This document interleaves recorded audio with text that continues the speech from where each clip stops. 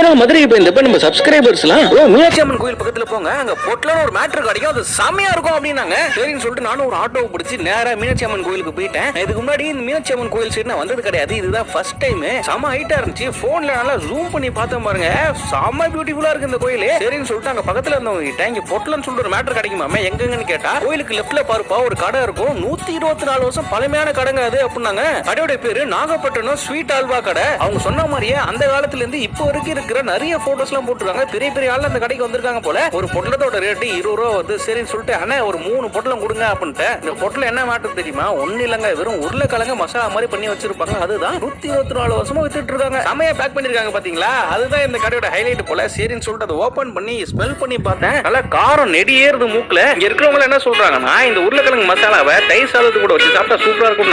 நான் சும்மாவே சாப்பிட்டு பார்த்தா நல்லா தான் இருக்கு, ஆனா அவங்க சொல்றதும் கரெக்ட் தான். பார்த்தா சாப்பாடுக்கு தொட்டுக்கிட்டா இன்னும் நல்லா இருக்கும். நீங்க மதுரை மீனாட்சி அம்மன் கோயில் சைடுல போனீங்கன்னா மறக்காம 124 வருஷம் பழமையான கடையில ஒரு வாட்டி பொட்டல் வாங்கி சாப்பிட்டு பாருங்க.